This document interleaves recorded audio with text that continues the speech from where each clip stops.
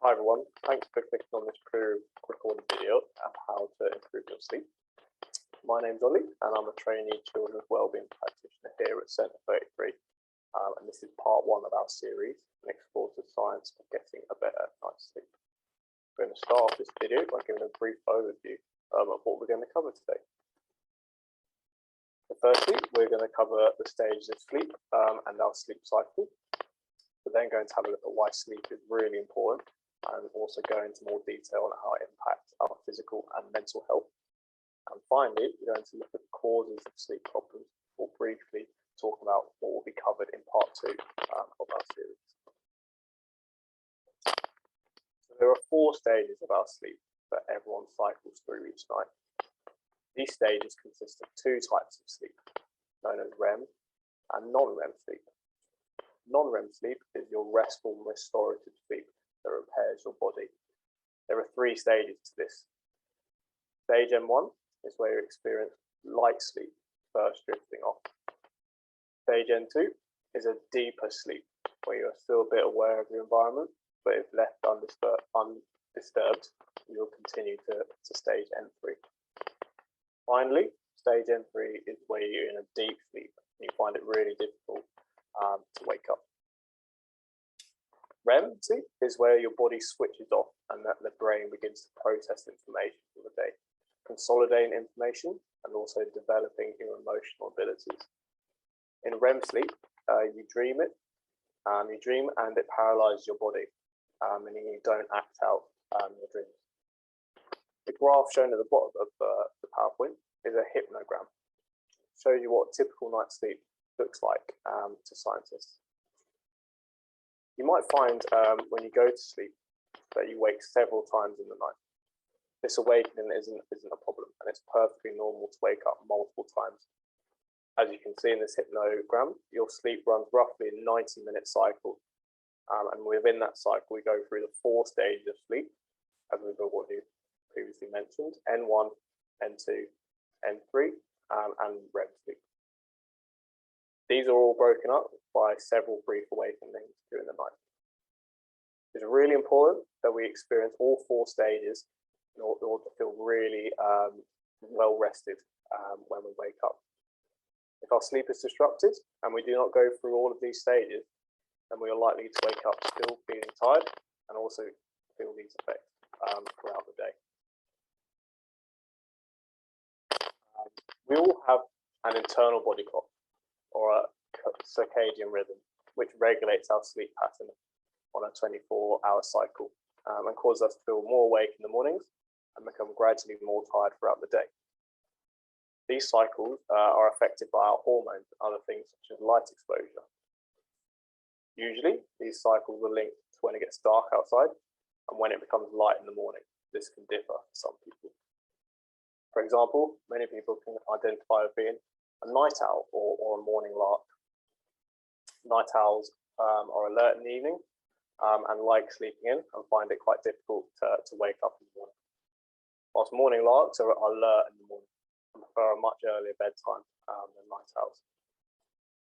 Knowing which one you are can help you to kind of improve your sleep.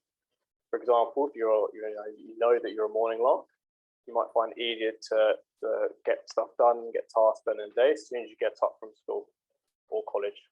On the other hand, if you're a night owl, you might find it using a light or kind of getting up outside first thing in the morning can help you feel really a lot more awake and alert throughout the day. So why is sleep important? Sleep is a vital part of our lives. And it provides opportunity for our minds and our bodies to recharge, repair, restore, and protect. Research suggests that teenagers need 8 to 10 hours of sleep per day, and adults a little bit less, so 7 to 9 hours per day. Not getting enough sleep can affect our energy levels, which can impact our ability to get tasks done during the day. Our immune system. It can weaken the immune system, making us more susceptible to getting ill. It also affects our physical health because sleep gives your body a chance to repair and protect, and not getting enough sleep can increase people's risk of health problems. It can also cause changes in our mood. It can cause us to feel low, irritable, lacking motivation, lower self-esteem, and also confidence. It can also really affect our mental health in the long run, and also our resilience and stress levels, causing us to feel less resilient and feel the impact of stress a lot more. And finally, not getting enough sleep can have a negative impact on our memory and also concentration levels. And this can, impact a wider range of things in our daily lives, such as school, university work, assignments, exams, etc. We're now going to have a little bit of a deeper look at how sleep can affect our physical health and also our mental health.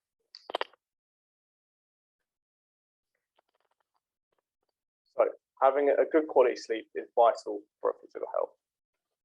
During sleep, your body releases growth hormone, which subsequently repairs tissue and restores your energy levels.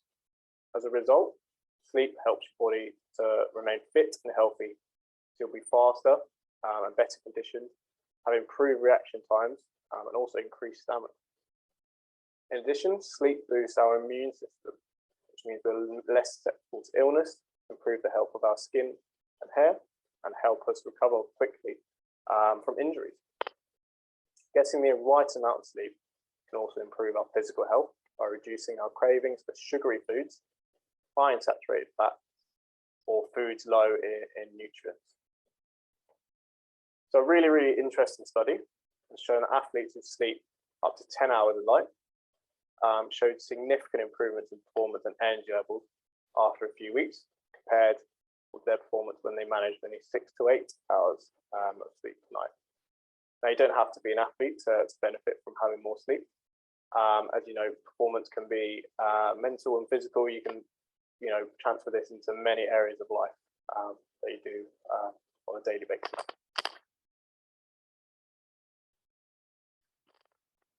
So there's also a close relationship between sleep and mental health. Some of you might already know that feeling low can affect your sleep. However, the relationship is bi-directional. This means that poor sleep can affect your mood too.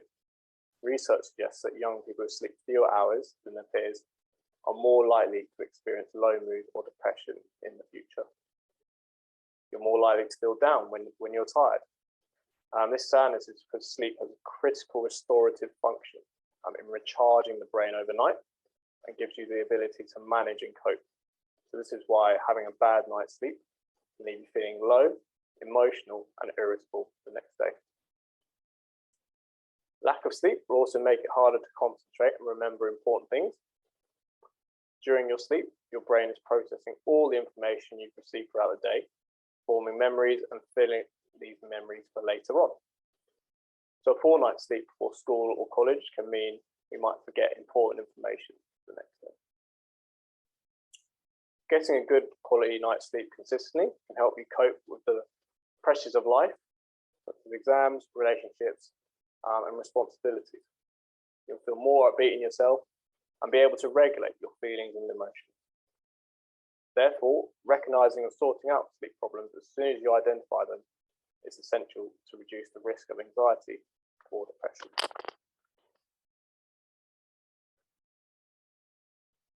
So, what can cause sleep problems? Just like we can all experience bad days and periods of low mood from time to time, we can all experience difficulties with sleep.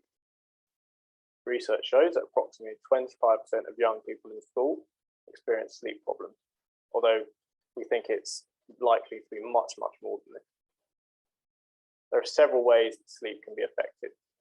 For example, struggling to get to sleep, being disrupted during the night, having poor quality sleep, or just not getting enough hours of sleep. These could be caused by psychological factors such as stress, emotional shock, anxiety, low mood, and other mental health issues. It could be due to some physical causes such as health conditions that can affect sleep. And finally, lifestyle causes such as our routines, our habits, what we eat and drink, and also nighttime environments. You can't identify some of the problems in the previous slide. That's okay. There may be a more simpler reason why you're struggling to sleep currently. during your teenage years, your sleep cycle is different and can change significantly.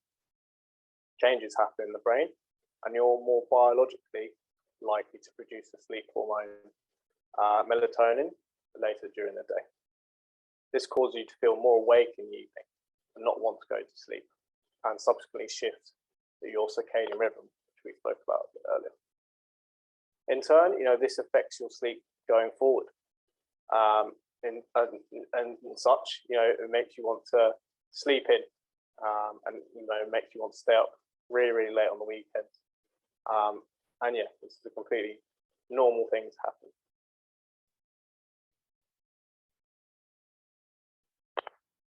So we've come to the end of part 1 of our sleep series today, and I hope you found it quite useful learning about education of around sleep. In part 2, we will look at ways to combat the causes of sleep problems and go into detail on different strategies. So my colleague Emily will be looking details at our environment, our behavior, and also our thinking. This recording will also be available on YouTube. So thanks for listening for today's talk again. Just a reminder, we'll be hosting a Q&A session on the 25th of October at 5:30 for 30 minutes for any questions you have around sleep. There'll be no cameras involved during the Q&A, and we'll be receiving questions via the chat function, meaning everyone who joins will be anonymous. Again, thanks for watching. I hope to see you all on the 25th.